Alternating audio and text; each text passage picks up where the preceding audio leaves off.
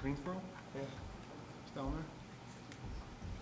Thanks everyone for coming today. A couple things. First, credential link is in the media day information. So if you haven't applied for that, that's where you'll find that. Additionally, the wrestlers will be available at 2:20, 2:30-ish. So we'll go down to the room. Reminder to take your shoes off before you go in there. We'll start with an opening statement from Coach and then go into questions. Thanks. As you know,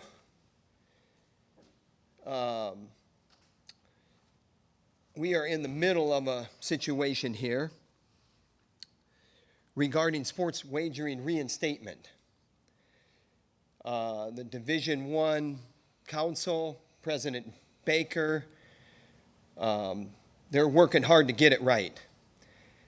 That's a good thing.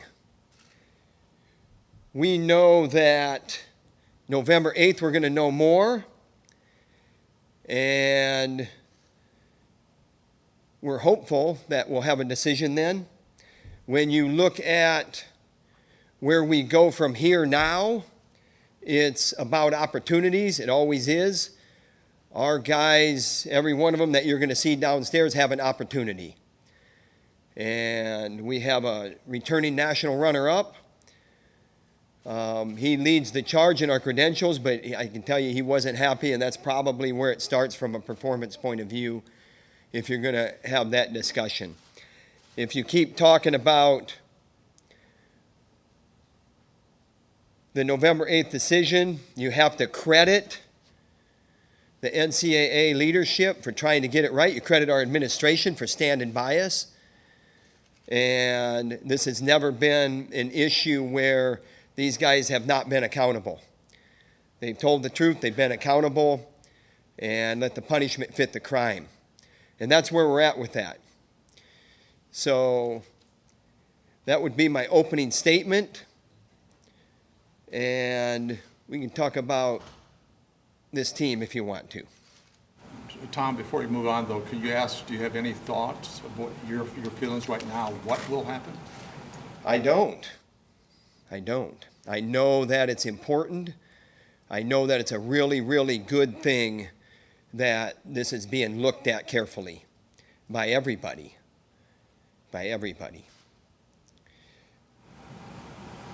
Not knowing who's in, who's out, how has that impacted you throughout the offseason and planning for this season? It never changes that you're wrestling for, competing for a national team title, and individually it never changes that you're competing and wrestling for individual titles.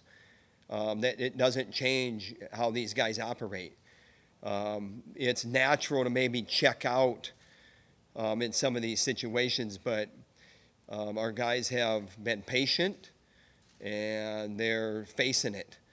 And they're facing it like you face adversity. And that is one day at a time, and you control what you can control, and you move on every day. And so at the end of the day, if you have that mentality and that, I guess, theme that you're marching to, you know what? There's satisfaction. And so you can say that these guys are looking, and there's a lot of uncertainty. And you know what? They're not playing that card.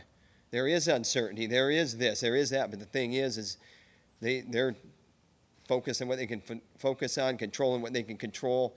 And you know what? There's satisfaction at the end of the day because of that. That's a really good life lesson. When you're getting stared in the face at something that, could be, significant. Tom, you do have Ayala coming back after 2 years ago. Could you talk about what he learned about 2 years ago to help him? Ayala is awesome. He's a leader. He's everything that you want, lifestyle-wise, so on and so forth. You say that a lot. Coaches want that a lot. I think that's why it's stated a lot. Ayala is the epitome of that. He doesn't want credit. He shies from it. I know that he knows that he has work to do, and he's humbly working. He's coming off some adversity as well, and he's as strong as ever. And I can tell you, if I'm speaking for him, that he's very excited about these opportunities. And he did spend a long year. He wrestled as a true freshman when Spencer, decided to get those corrective surgeries, and he stepped up for us. That's not something that we take lightly, those decisions, and he stepped up and fell short a little bit. And then last year was a year in red shirt, and here we are now. Here we are. You have several high-profile transfers. How are they fitting in? They're awesome. The portal obviously helped that transition.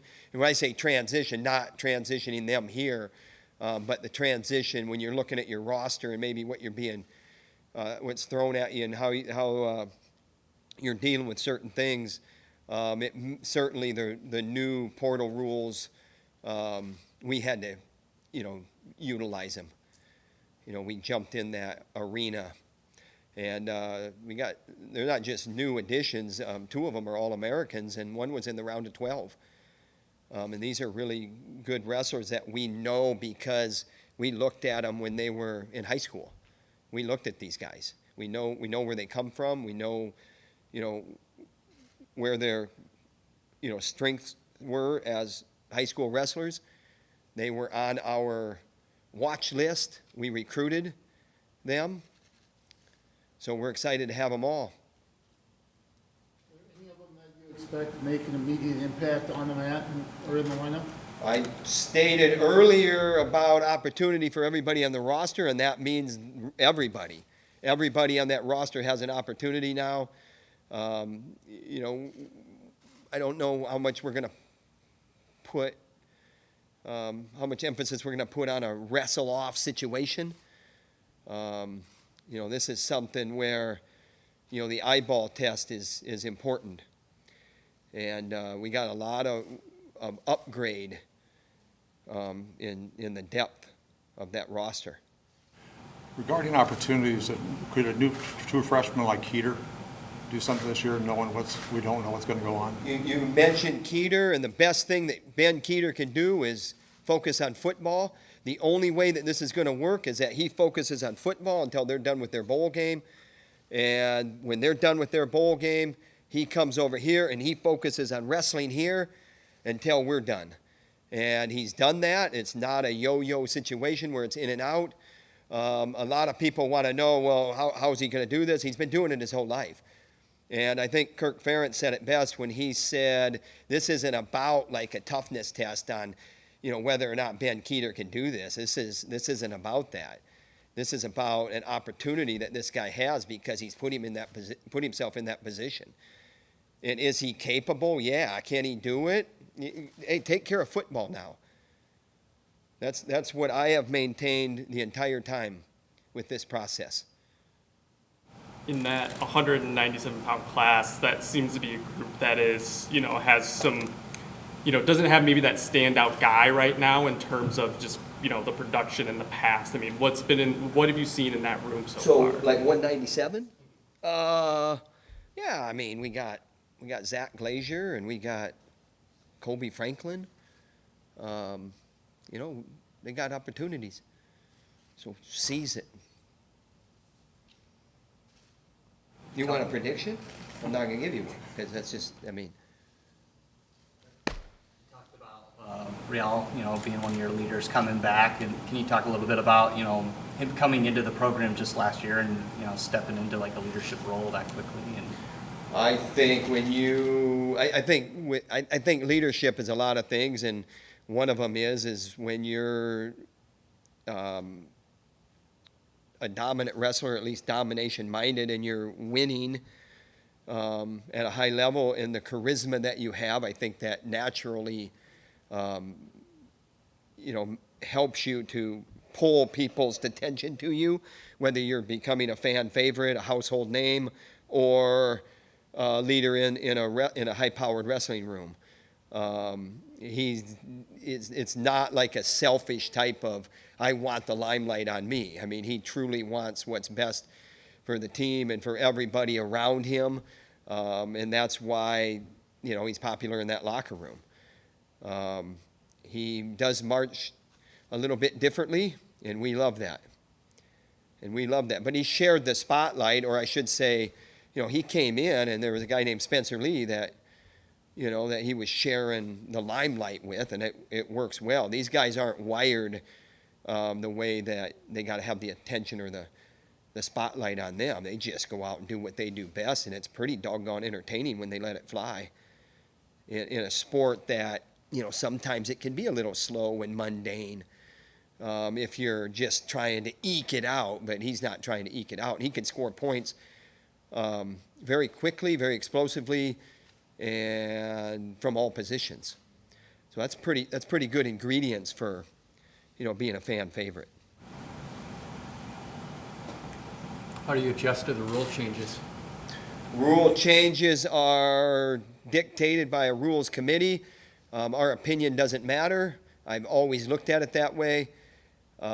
Just make sure that when you're on that committee that you're doing your job, and I think they did their job. I think they did their job at a high level because there's a lot of like big changes. It wasn't just little changes that would confuse a spectator.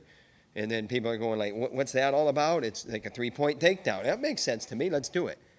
Let's do it. So good. I love it. Let's get going though. Looking 3, 3, 3. If you saw the video, that's how they got to call it. It's not 3. It's not 3. It's 3. You got to turn your hand like this. All right? You know, one of those rule changes from last year was getting to use true freshmen in the lineup. I mean, you know, how did you like that last year, and do you think you'll still kind of utilize that this year? I don't know if I really liked it last year and learned to like it real quick, and I think it's great, and we will definitely use it. We have some freshmen. You mentioned one of them, Gabe Arnold. There's some other freshmen that we will definitely be plugging into that rule. I think it's a great rule. Do you stop by the new wrestling room every day? Not every day. You know what? I'll tell you why. Because it's in good hands. All right. First of all, our administration delivered. Second of all, McComas, Lucina, I said it over and over and over again. Justin Wainwright and those people there, they are lickety split. And but I was in there today. And every time I do go in there, there is a change and there is progress. And those people are working their tail off. And it's going to be spectacular. And that doesn't mean that there's going to be spectacular results. But you have good people we're going to put in. We're going to put good people in a good facility. And then we become great. And that's how it is. That's how it works. We love it. We love it. Credit a lot of people for that. What's the timeline on that? April. Moving in April.